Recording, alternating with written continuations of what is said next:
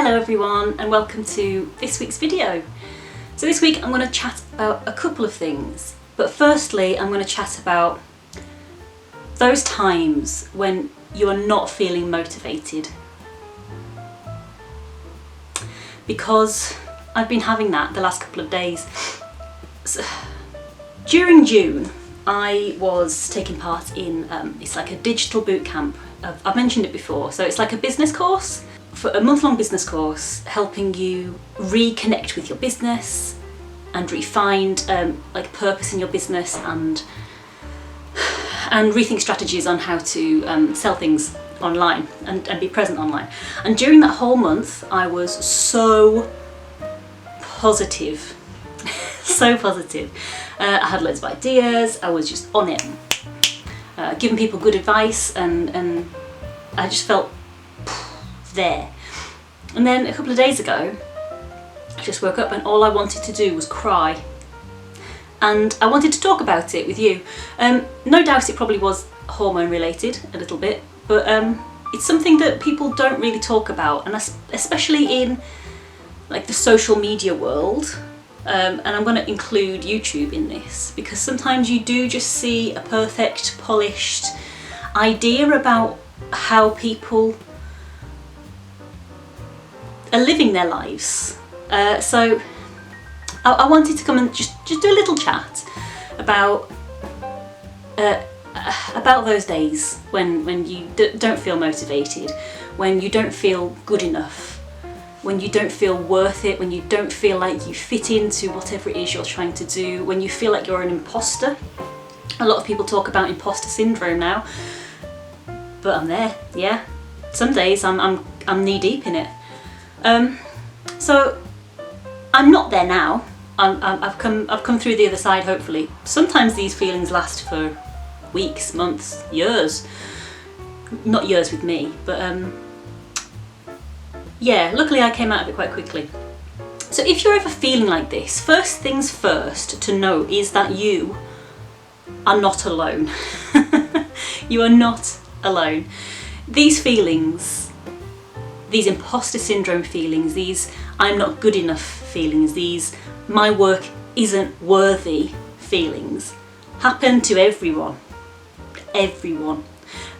The most successful and the least successful and everyone in between has those days where they wake up thinking, what the hell am I doing? Everyone can see that I'm not worth it. I'm just not going to bother. So first things first, know you're not alone. Secondly, be kind to yourself.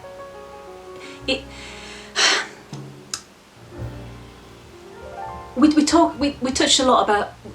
touched on this during the digital roller bootcamp thing, and I don't know who said it, but someone in the group said something really interesting, which is these feelings of self-doubt and these feelings of I can't do it, it's the brain trying to protect you.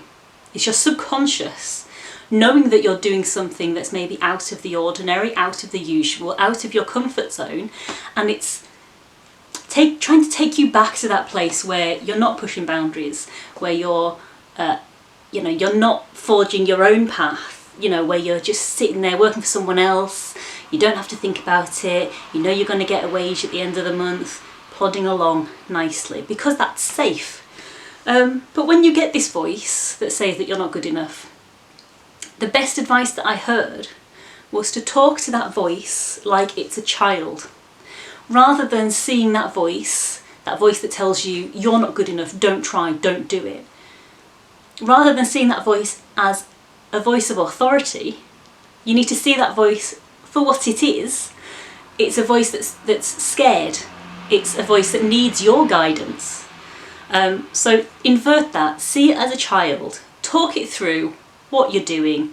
This is why I'm doing it. It is going to be scary, it is a bit uncertain, but we're going to do it anyway, so let's get on board. Try and get that voice on your side, because when it's not on your side, it's impossible to get anything done. So yeah, be kind to yourself. Another thing I would suggest, because these days will come, is when you're having a good day, when you're on it, zinging, you're there. Write notes, write a list, have one place that you write these lists. So I started a bullet journal a while ago, and it's just turned into basically a page of notes, which it works for me. So when I have ideas, when I have, in fact, I've got I've got two ways of doing it. So I've got my bullet journal list thing of telling me what I need to do that day, which is really good, keeps me on track. But I've got another book, which is an old school notebook from when I used to work in a school. It was a half-finished dog-eared notebook that no one was using, so I was like, I'll use that rather than it going in the bin. So I use that whenever I have an idea, maybe an idea for a card or just something that sounds good that I could illustrate, an idea for people who I might want to stock with, people that I think would be a cool collaboration, people to check out. You know, when you listen to a podcast and someone says, oh, read this book, or listen to this podcast, or go and watch this video, write it down all in that one place. And then when you're having those days where you've got the brain fog, where you've got that voice telling you you can't do it, then you can take a step back, look at your list and think, well, I'm going to do that today. When you're having that day where you can't, you're not generating new ideas and you think you've got none, go back to your resource, your stock of ideas, and work through them one by one. It might just be watching a video. That's fine. On those days, that's enough. You don't need to be pushing yourself to do a 20 item list of things in a day.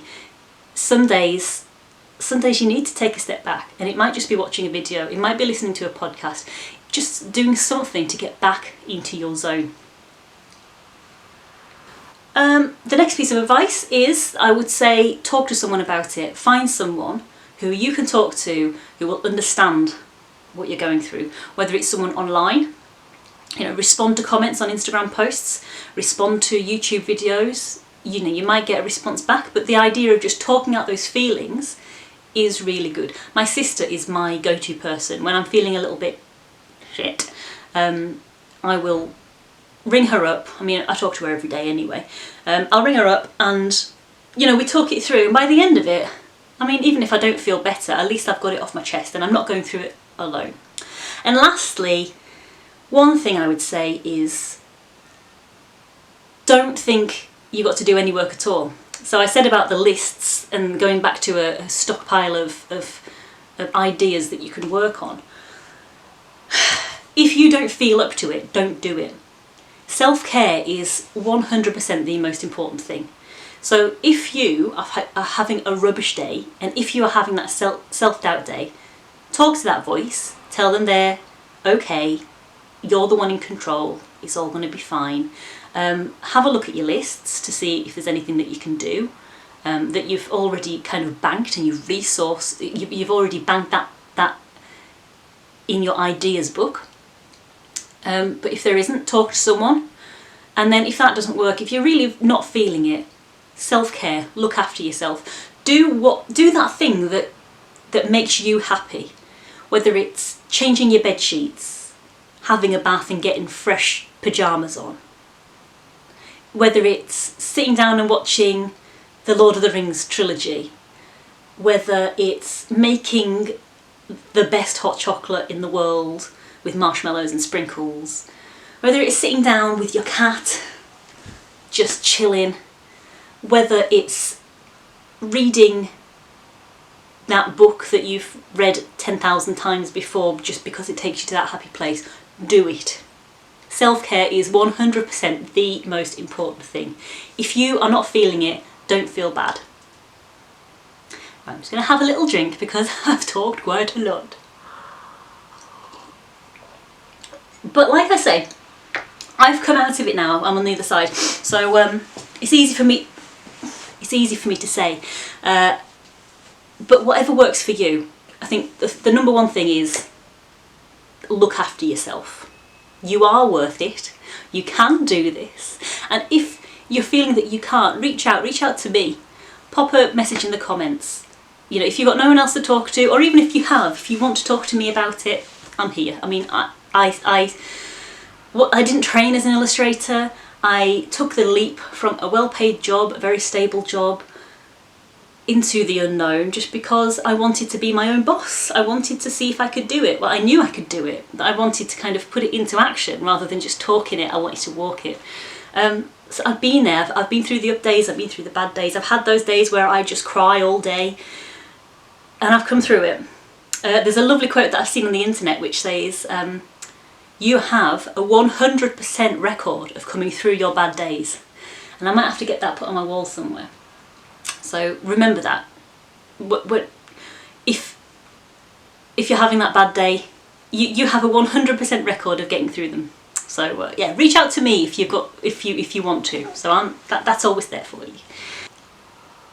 So I don't know if I've mentioned this previous videos, but recently I've been investigating a company called Teemill as a way of diversifying my income streams. So those of you who don't know, I mean, you've probably gathered from the rest of this video, but worth mentioning, I'm an illustrator, and I want to start diversifying my income. I don't want my income just to be from one thing.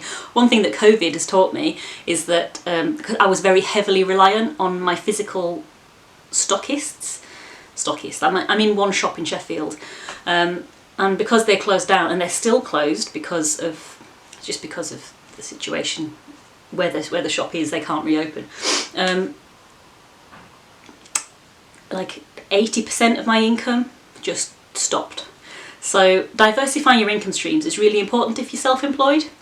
So that means don't put all your eggs in one basket, basically. Have an egg over here and an egg over here. So I've got Skillshare, which is a really big part of my income.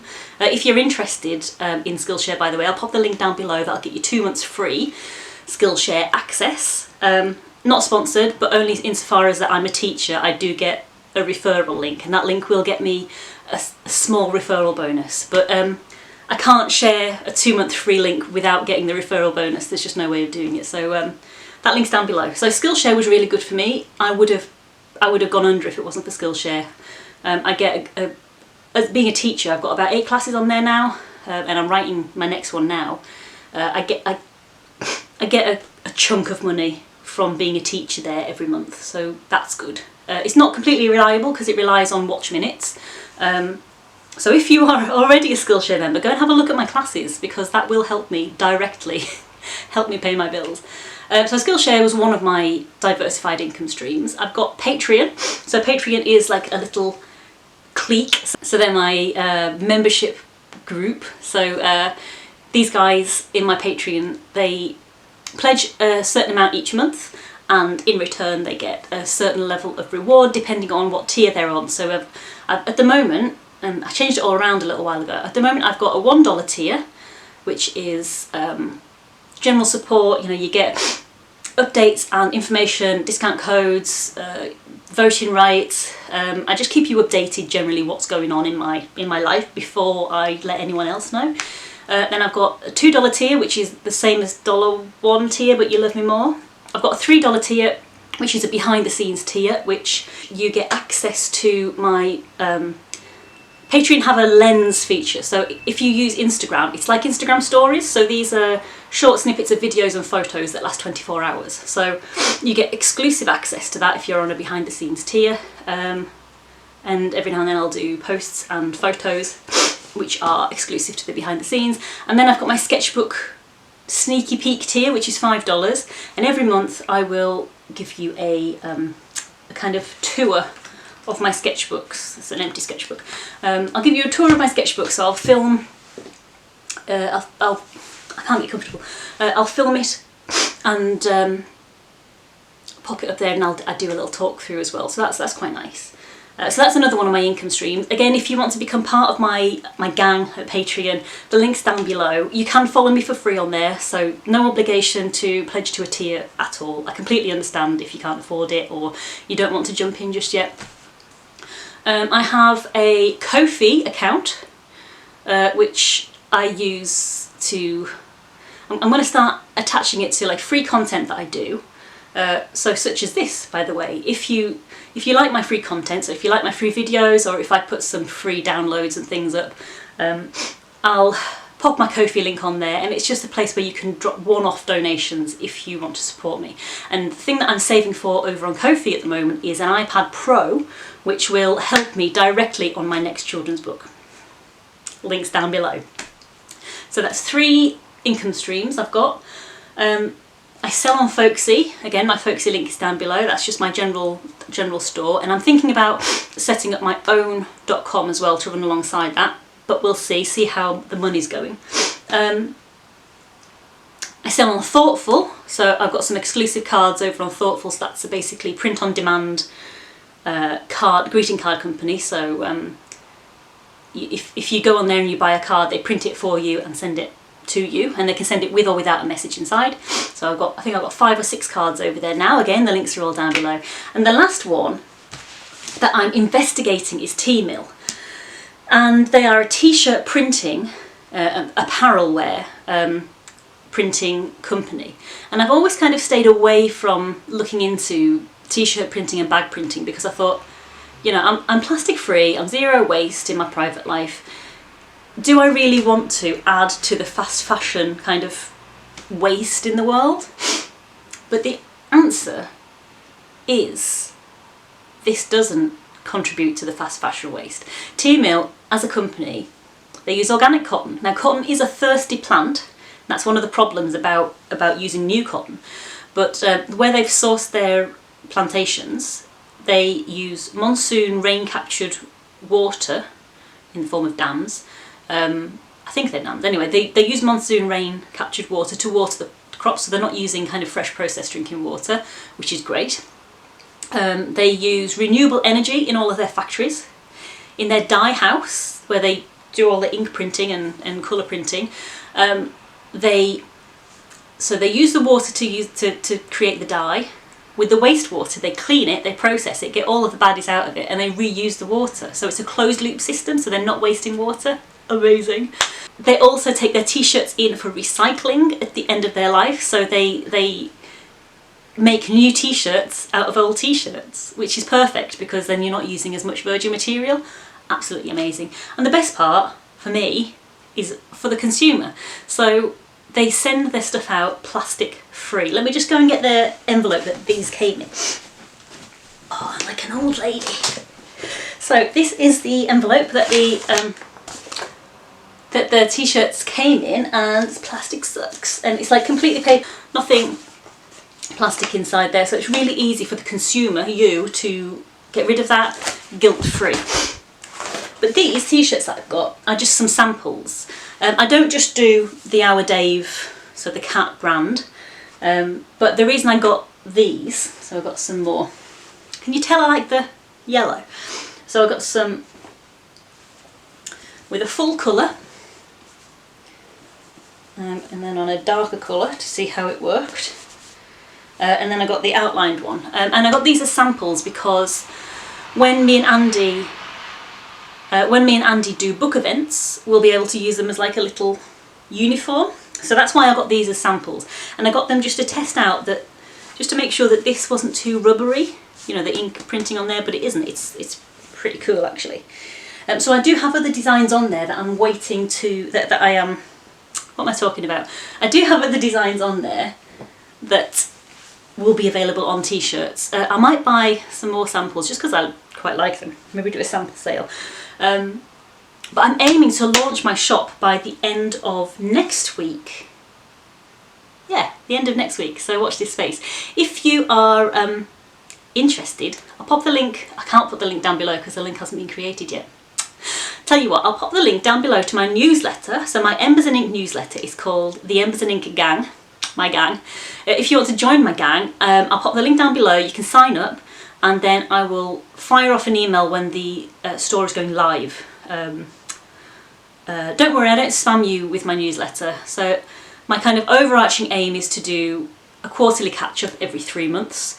But when something new and exciting happens, I will let you know. And you can unsubscribe at any time in the newsletter itself, so you don't need to go to the website and find the unsubscribe button. It's all dead easy. But also for the month of June, because it, where's my head at? For the month of July, because it's Plastic Free July, every week during July, every Wednesday during July, I'm going to be giving some plastic-free simple swaps and tips that you can make to start your plastic-free journey, because I am plastic-free.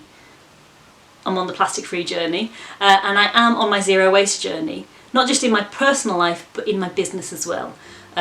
So you know, I'd like to share that with you. So if you are interested and you would like either to start your plastic-free journey, or if you are in the middle of your plastic-free journey and you would like a community of support, come and sign up to my newsletter and I'll pop that down below. Right, I think that's been quite a long video. I'm going to go and edit this now, but it's been an absolute joy to catch up with you, and I hope you've had a lovely time. I sat on the floor because it was quite comfortable, but now I'm a proper old lady and I really need to go and find my comfy chair. Honestly, you hit your 30s and all the aches and pains start coming out. So I'm going to go and finish my coffee in my comfy chair, and I'm going to leave that there. So sign up to my newsletter if you want to be updated when the Teemill store goes live, and see what lovely designs I've got on there for you. But until next week, bye bye.